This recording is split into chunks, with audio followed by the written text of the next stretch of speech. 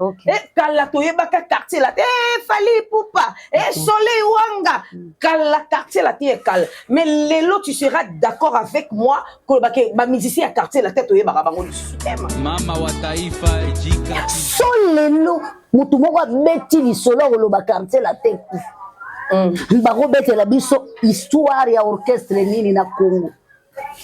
Orchestre, tolobi non carrière ya ye moko fondateur ya quartier la tête.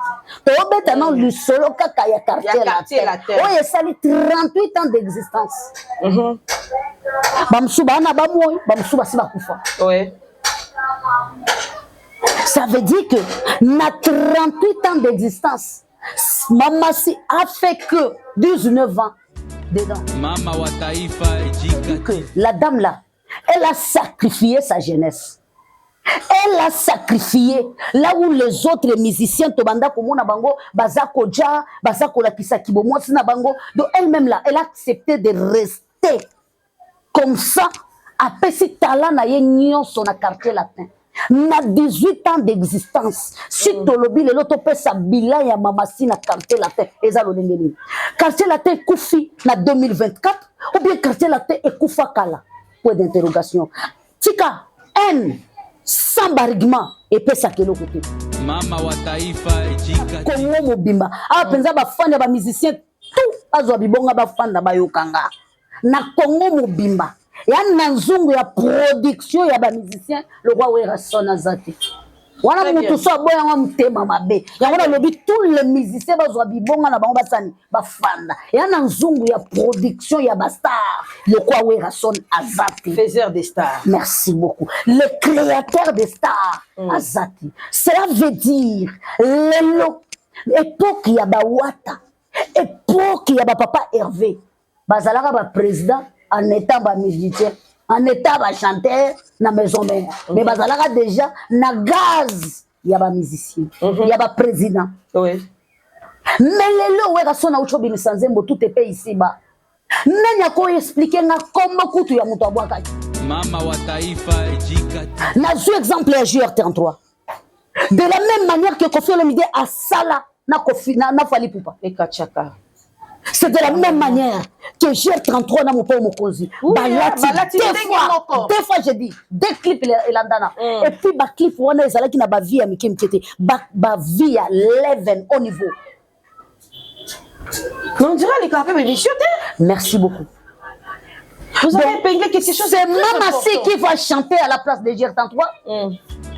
Mama wa taifa ejika. Fidèles abonnés de JK News Télévision, beauté bonjour partout dans le monde où vous allez suivre cette émission. Beauté bonjour à tous ceux qui me connaissent. S'il vous plaît, continuez de vous abonner massivement sur JK News Télévision. Vous ne serez pas déçus. Votre NADGB est là pour vous communiquer. Alors, nous voulons un peu parler du Kofi Olomide, mon pao mokondi, voilà pourquoi nous avons cherché Dada wa Taifa JK Télévision. Moi, c'est Mandef, moi, c'est Pembe et des beautés toujours. Donc, NADGB est là et JK, tout meka, un peu comme ça, sur la quartier, la tête, pour tout l'ali, tout l'amour qui, lobby dans les réseaux sociaux et inda qui quartier, la tête, si là. Si dit les cœurs Bomi, quartier latin, va méditer bazar la qu'est-ce qui se passe avec quartier latin. Voilà pourquoi nous avons cherché Dada wa Taifa JK. J'ai dit que moi c'est Mandefo, yepena sur bomoni JK veut dire que bomoni Mama Si.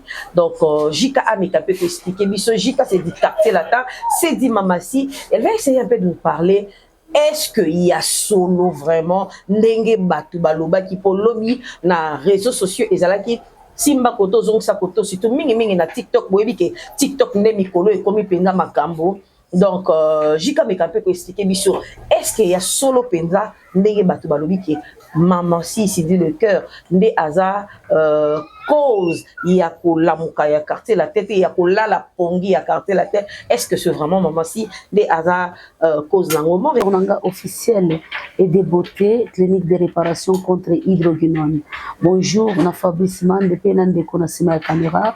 Bonjour na bato balinga kabiso pe ba balinga bisote parce que tout le monde a ndebo manifester ngo na ba commentaire mais yeba ke tango yo ko cha commentaire mundela oyeba te ke yo finanga. Mundela oyeba ka ki otalanga. Donc merci na courage na yo. Merci na obaxelanga vie. Rien à dire. Tu as dit quelque chose de très important. Hein? Yo Monica qui n'a pas finga et tama ne kuna. Tala yebo. Monele ko te tali ete. Yé pour naika au tali. Bien sûr. Donc c'est beau finga na biso biso. Bien sûr. Merci. Dada Taïfa boni santé bikole belé. Toko na ngolo nzambe ma chérie mikolo belé eza na maman moko na pare atuna kayo boni camarade na yo wana collègue na yo wana bo bando sa ne émission ngabi azali oh mona na te bi bando sa l'émission bien ngabi ah OK sanson Ils sont OK sanson oh mokelenge mokelenge bonga bagu bonga ba sentiment maman yango nde sali keno to mona na te biso yeyo lelo ba bonne chaîne eza Bokeseni ezali. Bokeseni ezala ya solo, babone ya bokeseni ezala bokomesana nanga quoi. So bo sepeli nanga bo manifester yango na ba commentaire. Merci beaucoup. Très bien, merci beaucoup en tout cas Boromesana Dada wa Taïfa, je vous jure, elle parle tellement bien, c'est une femme bien.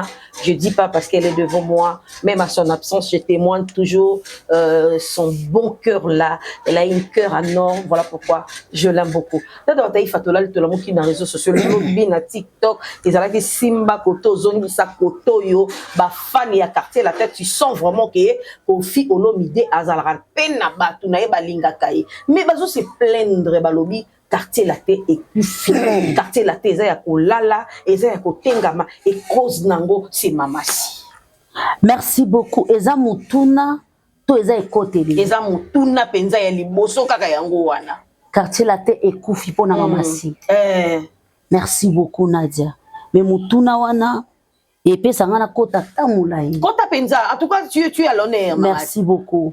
So balobi, so ba fan ya Kofi Olomide. Nandimite ke za ba fan ya Kofi Olomide et parce que na minute on internet tozana 3 sortes ya ba fan. Côté Kofi Olomide. D'accord? Toi na 3 sortes ya ba fan. Toi na ba fan ya Kofi Olomide. Ozolanda. Okay. Bafano balinga Kofi Olomide akweya te bazala nayi. OK. Toana bafani oyo.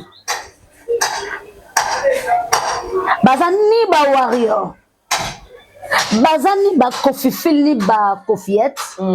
Mais bango bazawana pona resemer trouble tous les deux côtés. Oh. Toana ba warrior. Côté Kofi, parce que quand on parle de warrior, on parle de Kofi Olomide. Bien sûr que oui, c'est l'histoire. Ça, c'est la pure vérité. C'est pour cela que j'ai dit que non, côté Kofi Olomide, tu as Kabo, la fan na 3 côtés. Alors, tu as Kofi Fil na ba Kofiette. On va maîtriser l'histoire de la musique. On va voir que quartier latin et Kofi te y a l'ina bomo. Est-ce que vous voyez que quartier latin, on a mon colon en 10 mois. Vous voyez bien? Skotala mama mobimande na fanji to botina babana na bitala mama mobimande na fanji bo mwana bandi na université donc ngana mukolo ga quartier latin na 10 mois donc quartier latin bandanga na omela la mabela mère nanga donc ce que imaginez ce que lelo na koli pe na bandi koloba Emmanuel nga pa fandaka na coin. Yepa yo rappel ndenge na zoloba. Ouais. Lobi kuna pe malgré ça médecin lobi kuna pa ko boa café ki quartier latin na ndenge na. Kwa bi ke mère abando le belaka quartier latin. Solelo mutu moko beti lisolo loba quartier latin. Mbako beti la biso histoire ya orchestre nini na Congo. Orchestre tolobi non carrière ya yemo fondateur ya quartier la tête to beta non le solo kaka ya quartier la tête oye sali 38 ans d'existence bamsuba na bamoy bamsuba si bakufa ouais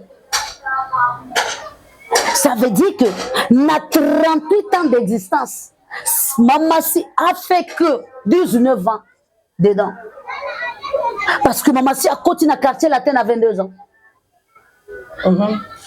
Mamasi a continué à quartier latin à 22 ans. Kamata Sikoyo 19 mon 38 il reste avec combien?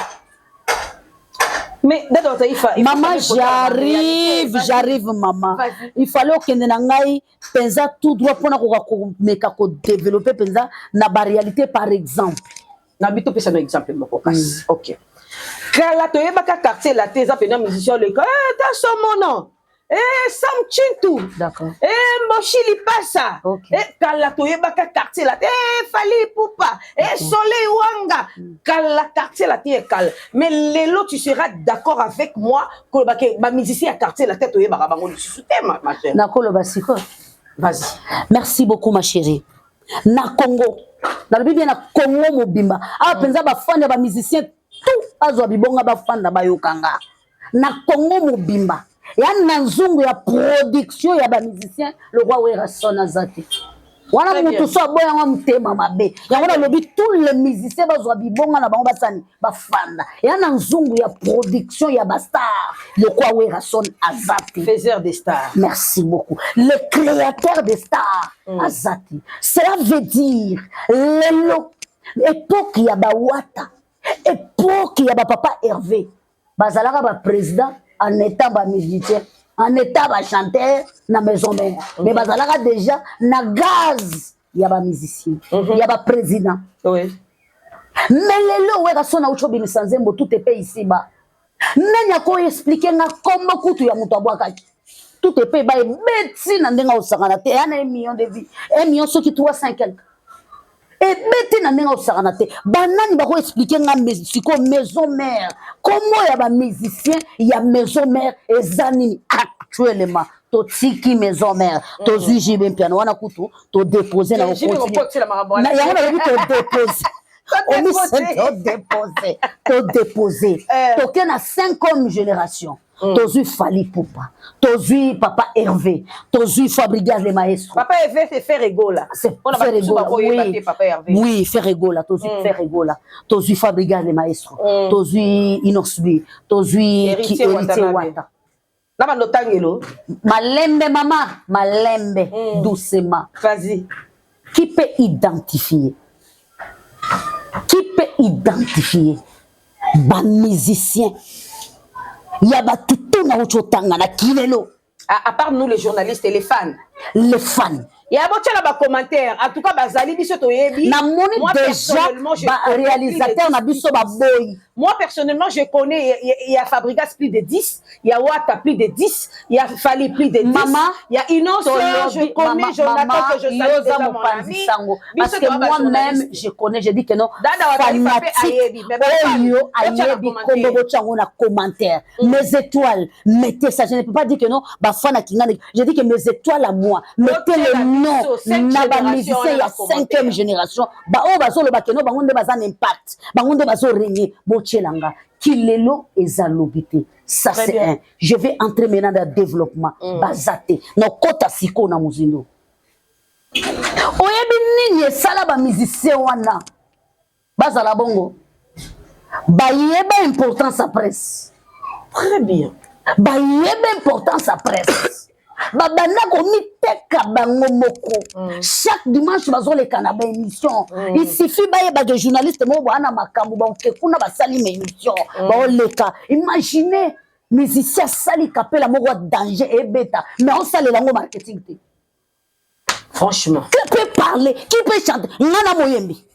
Dona lobela orchestre na bino. Na lobela na yo. Cha. On est quoi là? On est dans quoi? Tozo avancer. Bon, il faut s'y porter. Vous avez cherché ça. Vous devez. Aïe, mon Dieu, mon cœur. Je vais me blesser. Déchire-toi. Déchire-toi. Je vais me blesser. Oche kapela kitoko yomoko sala challenge dangote. Très bien. Donc, président de Moussa sala le challenge na. Et pourtant, président na minute yo aza sofa ebi keno elangeza mabe, esangeza mabe. Nigeria kuna soki ya lali Nigeria kolekaye. Soki ya lali Côte d'Ivoire kolekaye.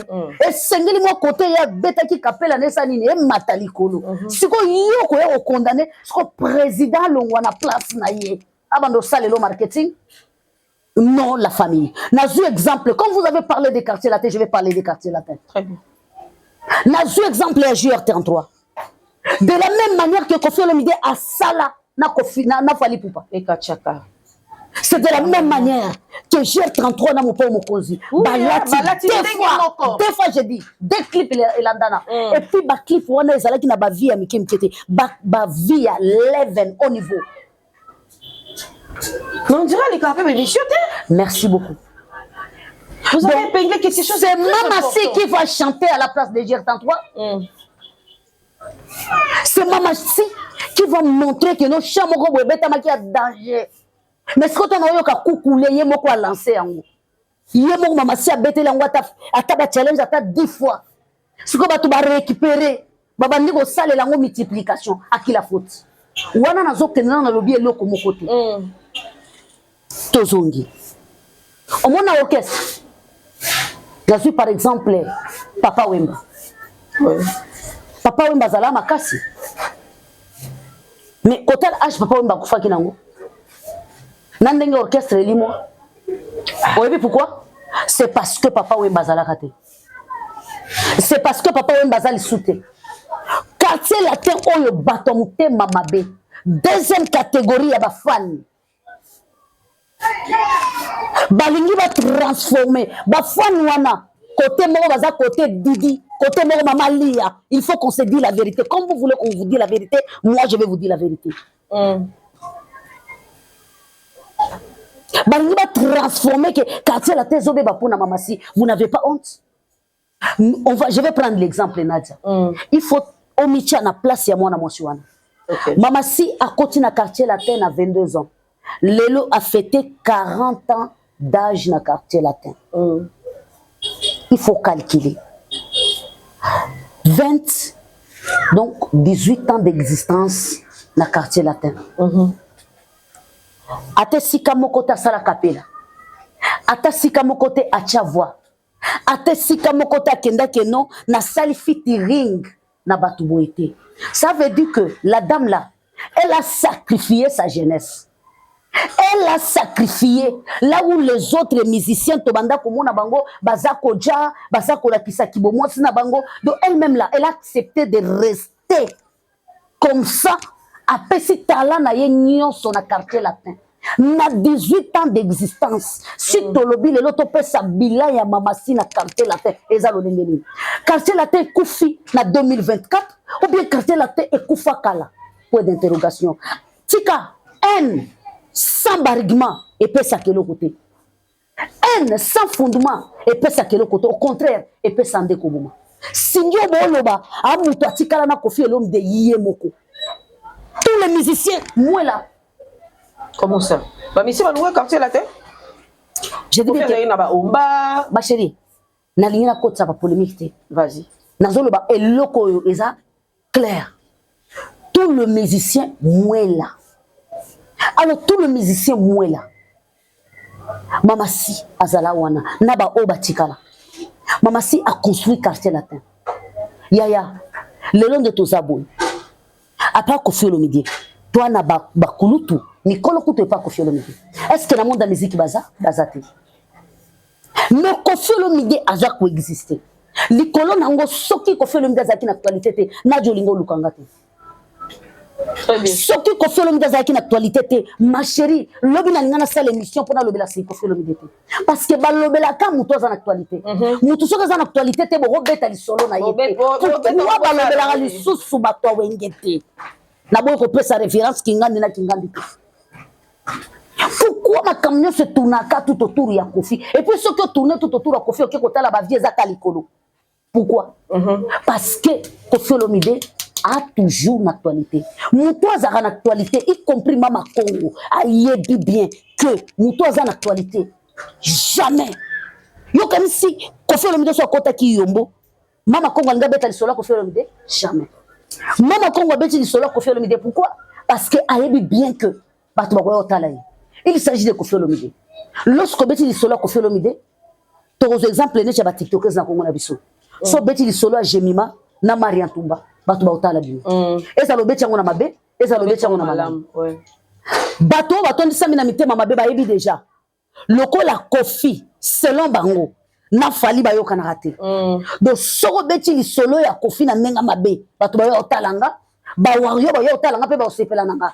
Côté Kofi pe bato musu ba yebi soko beti li solo fali na ndenga mabe, ba Kofi fili ba yo otalanga, ba osepela na nanga. Alors bato ba koma ko komi sepelisa pona ba vie na bango na biloko wana o comprendre ngo ba koma komi sepelisa ya pona actualité vie wana il faut fandisa baleki a expliquer bango secret na yeza nini pona ko banda 40 quelques d'âge ou d'expérience et carrière et 38 ans d'existence ya quartier latin et jusqu'aujourd'hui na ngam le bona nga soki mutolobi le bamoko eza clé na kangango alobaka boye tozo fêter 38 ans ya quartier latin mais quartier latin et betama toujours ti lelo na minoko ba na bito so ba comprendre le loba wana yemo waza conscient que quartier latin et betamaka quartier latin et so si que je me pose la question à ce qui concerne le musicien pour na koloba keno ba musicien baza identifiable na pesio exemple ya wera son ngama makanda les grands.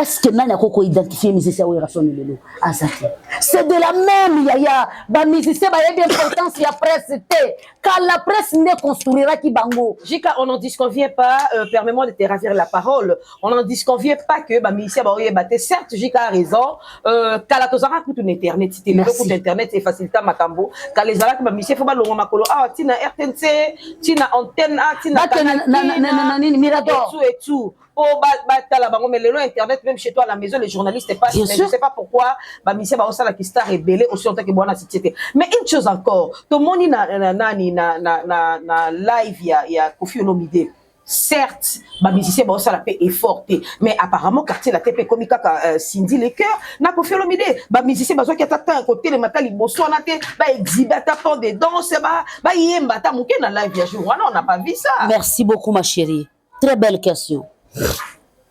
Mamisé bazaki akofanda n'est-ce pas? Oui. Ezalaki live acoustique. Baloba bongo te hein? Oui. Live acoustique. Ça veut dire que non agitation.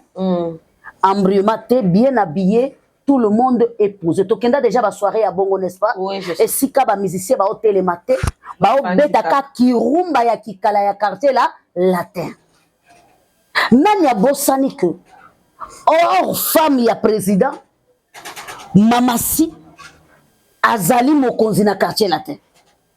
Ça c'est un. Dédé. Bakapela ebele bandakala. C'est 100%. Tokoloba 70 ou 60% ezalaka bakapela conduit par Koffi Olomide na Mamasi et Bandi Lelo te. Mais écoute-moi ma chérie. Écoute-moi ma chérie. Omoni makambo yango nde panza wenge. Vous comprenez hein? Lelo ba misusu ba kenda porter disparu. Siko soki lelo musicien kutwa meki ke no ngana olongwa. Cela veut dire que non Elima akosa. Fokutu ya kala ba kenda ba yokana te. Totikala kaka na wata Fabregas Jikobili Elima kosa. Elima kuto ko beta pe na ndenga ba jebo moni oyoki epata so. Oh, au nom de Jésus. Non mais tu n'es pas sérieuse franchement. Je te jure. Sokutu mikolo ba meki parce que mikolo yo ya somo. Na ebisho ke ya somo. Ba kuluto 5e génération ba olingo tikela mutu tante yo nani. Yo nani, yana besoin abeta tolo na Davido. Yana besoin beta tolo na baninga yo atikelo ta yo nani. Bata na tante. Donc débrouillez-vous. Sors les miga tout ka kende. Voilà. Qu'est-ce que moi je peux dire? Et ça n'a rien à voir avec Koffi Olomide. Et ça le cola, et ça l'homme qu'on est imposé actuellement. Et ça l'homme qu'on est imposé partout, sauf chez personne. Mama Congo et les autres. Est-ce que vous pouvez m'aider aussi? Tala, wenge musique à maison mais sala bakso makasi na Congo. Oko sale lango banalise. To yebeto mata, to tu na wera son. Et là on nous sala ke nde ba wata ba mata, ba oko ba msuba ba mata te. Donc comment zunguluke pas Koffi Olomide, Moutolo Koufi. Baluka, Koffi Olomide orchestre Koufi. Moutosa, orchestre Koufi. Mais, Mboua, Tozonga nano na ba orchestre Moussous. Qu'est-ce qui se passe? tozonga na orchestre mususu na ndenga mabete na solo ba mabete ba orchestre elle a dit elle alinga Koffi Olomide c'est la haine azo ka mabe makasi Koffi na bango lobi na moni asimi na motema lobi la dame là azana objectif ya ko sala orchestre na Congo te madame soko lingo sala orchestre na Congo ya ko uzwangai na ko banda ko lobela yo ma chérie na ko lobela yo mais sauf aux femmes sans akoka c'est ça aux femmes insensées na s'approcher na ba femme insensée.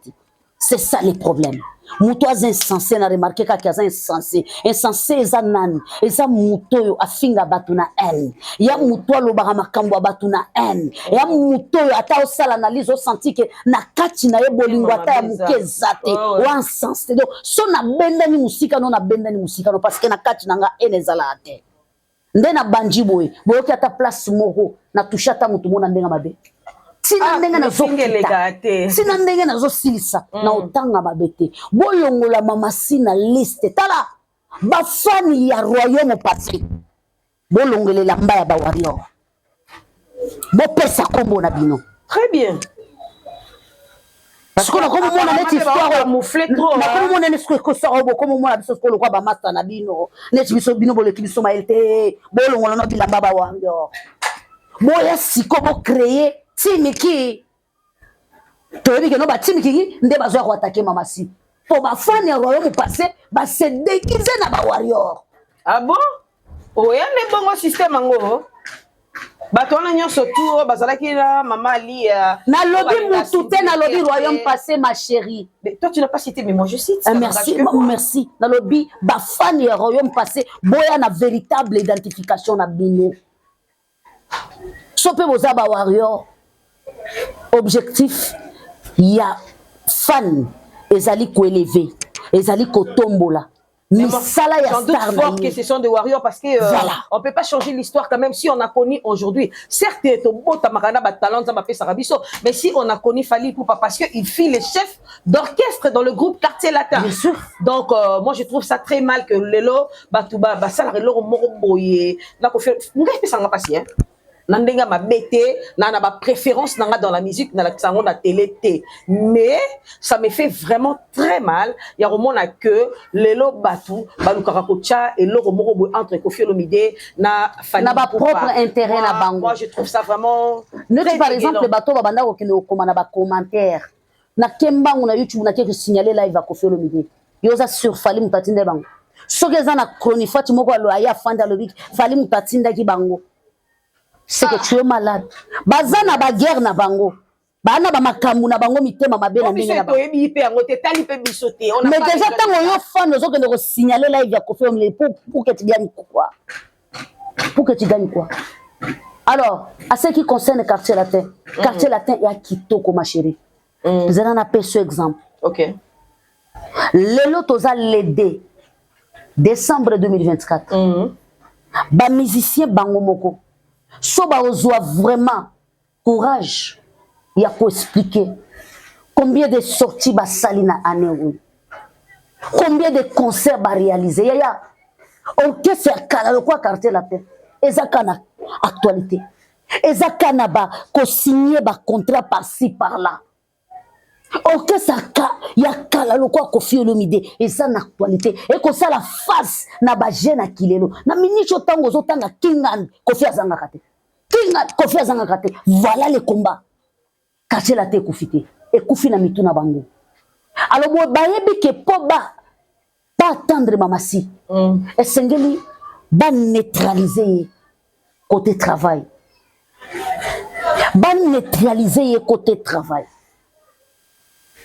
Ah oui, ma chérie, toi-même tu es conscient que cette femme a construit Quartier Latin. Loin des fanatismes, loin je ne sais pas de quoi. Ça c'est la pire vérité.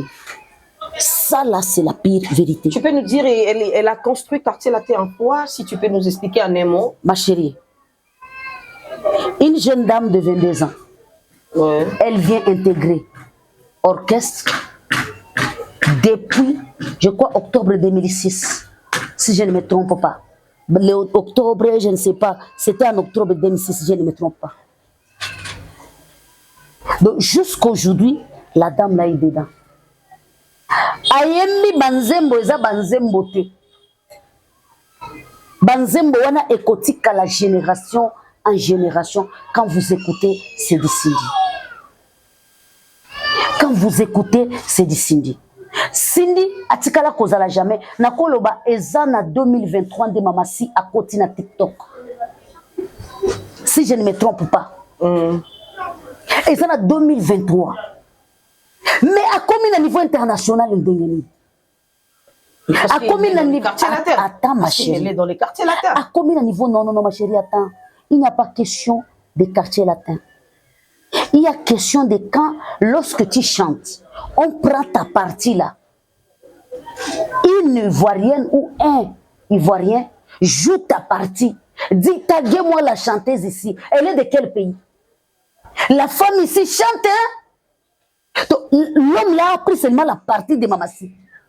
Ce n'est pas seulement comme ça. Tu attends une Ivoirienne qui parle, non, la dame ici, non. C'est la meilleure voix féminine de l'Afrique. Ce n'est pas Congolais qui a dit comme ça. Et pourquoi ils ont écouté seulement la partie et la dame n'a pas chanté en français? Elle a chanté à lingala.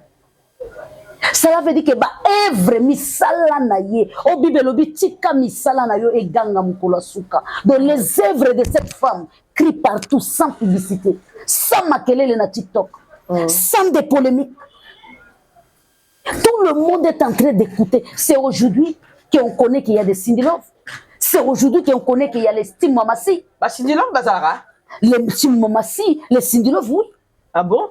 C'est aujourd'hui que cette femme a Maman Congo le Cindy Love na ba fan té. Maman Congo on t'apprend qu'il y a des Cindy Love. Ah bien na ba fan té, to yebi ba fan na été so ba comment on rose banani. Az ayebi. Tu nous apprends qu'il y a des Cindy Love donc tala. Mwana mwasi wana ana communauté. Oyoki mobali na bwaka bango te. Mwana mwasi wana na communauté esala nga sombo. Ah bon? Ana communauté ya ba papa, ana ba communauté ya ba mama, ana communauté ya bana basi. Na koko comparé. Cette femme là a des femmes mondantes, des femmes de ministres, des femmes de quoi? Des ambassadeurs. Tala.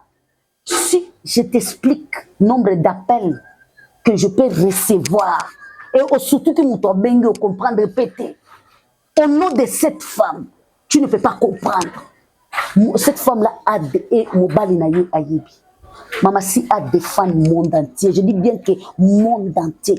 Il y a une femme, Maman Solange de Sali. C'est une Gabonaise.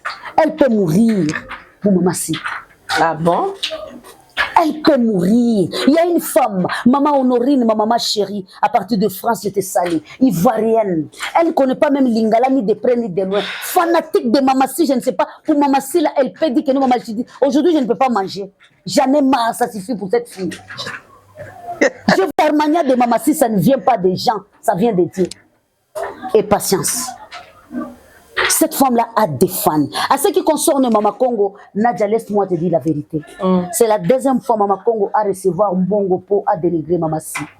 Avant Mbongo? Bien sûr. Oh, Jika, qu'est-ce qui prouve qu'elle a ça, je te dis la vérité. Qu'est-ce qui prouve qu'elle a Mbongo? Je te dis la vérité. C'est la deuxième fois Mama Congo a recevoir Mbongo pour à dénigrer Mamassi. Bapé Sakaye Mbongo. Nadia. Yo nanga to na monde à presse to banda monde à presse tongo ya internet était mais ya TV oh ya honneur les autres se retrouvent en internet ka lokola bantelante la lokola ba nyonso eza na ngoli kamute eza vie donc to ba panzi sango ya tongo merci beaucoup eza vie na suki wana rien à dire et voilà mutu nyonso comprendre ça on expliquer vas-y Jika yo nanga to sala musala par passion très bien yo yebi to sala musala par amour. Nengo yebi batwana no yebi li mwana mwasi wana dans le vide ako fungola munoko alobelelo so ba pese lote si boyo kaka banene ande baloba nga pena so ba pesi nga mbongo te na oloba te mwana mwasi wana ofungolelo munoko nako alobelo jamais de la vie et pourtant makambo eza ebele ya oloba pourquoi alobele yango te et pour tes ébélés, pourquoi le bélangote a téléméli, a sali live, a sali makambo Mamassi, c'est parce qu'elle sait déjà que non. chouette c'est tambouli et sali ba continuer ko futa yo mais bato wana bazo futa yo ba créer des team na bango baya officiellement et puis bato wana so balingi bazonga na kimia nyonso eza kitoko makasi bienvenue na mafinga na oyambango na li yango kitoko yango nde salanga sans plus tarder so bobo sanité bo contacter nga pona ba tampon na bino pona ba maladie na bino surtout bato bana bokauki na niveau sexe lokwa bato musuto mona ba kata. Voilà, allez-y comprendre que aider beauté et zo soigner ma peau, ou alors pour ma peau, pour la vidéo à musique qui s'en nous autres mutaba choko, en tout cas contacter aider beauté. Pour la base choper baza salité na niveau assez na bango numéro oh tu as des problèmes avec le sexe, tu sais pas très bien te nettoyer, alors aider beauté est là. Il y a ba photo mususu kutu ya mitakala bato baza na besoin komona ngote. Partout parce qu'il y a des femmes si c'est des habits comme ça tu te dis waouh, mais aider beauté est là pour vous en tout cas. Vous avez vraiment déçu. Tu sais, vous avez déjà fait ça numéro ya dado Taifa Jika. Ako beaucoup tana vraiment na aider beauté zona. Vous allez te na bino kitoko makasi sans doute lokola na déjà. Alors Jika pour chiter balobi elambo mama siala taki na anniversaire. Ben ko la tata mon robi moka diorté. Alati simplicité pe comme ko lekaye et à se faire quand même belle lenge baba signon surtout ba sala ka simplicité wana.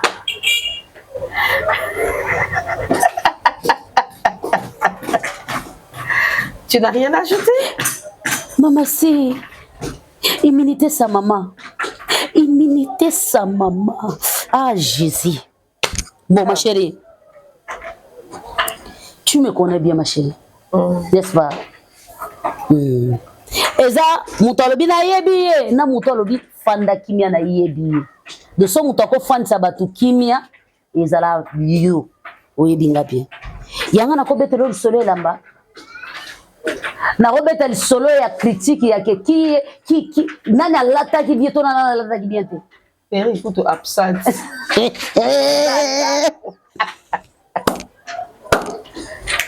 siko choyo ki mwasi a robeta le solo ya lamba comprendre tala complexe za pas na biso moko to comment repartager partageons nous vivons les complexes mais tu là au moins na moi na zolo cette femme. Et comment Mawapi s'habiller à une femme africaine, c'est très simple. Je prends l'exemple de la première dame de Ghana. Depuis que je connais cette femme, elle est très belle, de tête aux pieds. Elle s'habille toujours à la panne africaine. Même dans la cérémonie de gala, il y a la première dame du monde. Même à Kekotika Mobali, na yena ba réunion ya souka États-Unis, elle est toujours à la pagne. Il y a femme noire, femme africaine. Demande-moi quoi. Elle a été décorée meilleure femme africaine de l'année.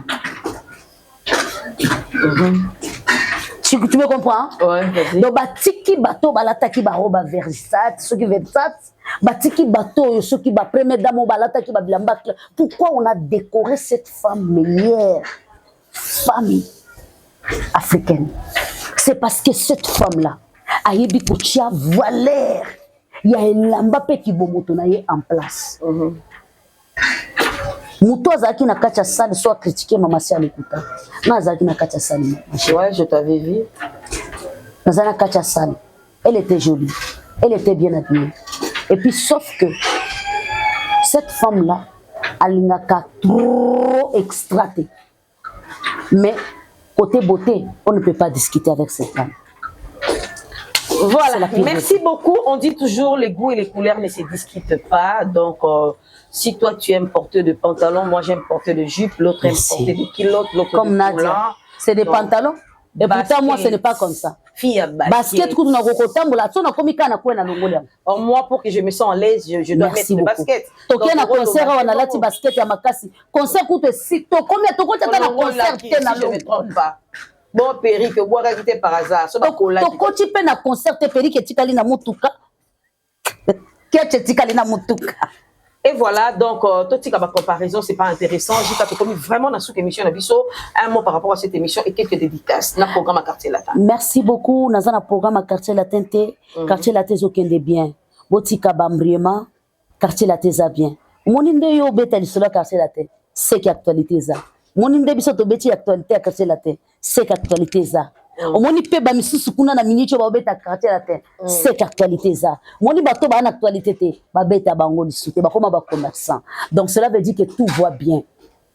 Épargnez un peu cette pauvre dame tala kibombande swaka ochi komema kibombanda na miziki ko quartier latin eza libanda kibombande eza libanda vous épargnez Mama Siko dedans. Mama Congo, je t'aime bien ma chérie. Tu es en Europe, non? Tu es intégré, non ma chérie? Cherche un travail, non? Ma chérie, il faut travailler. Arrête ce que tu fais. Je ne sais pas. Je n'ai pas besoin même de te connaître parce que déjà, tu n'es pas quelqu'un de bien. Tu as insulté tout le monde sauf personne. Aujourd'hui, si tu insultes Mamassi, ça ne fera rien.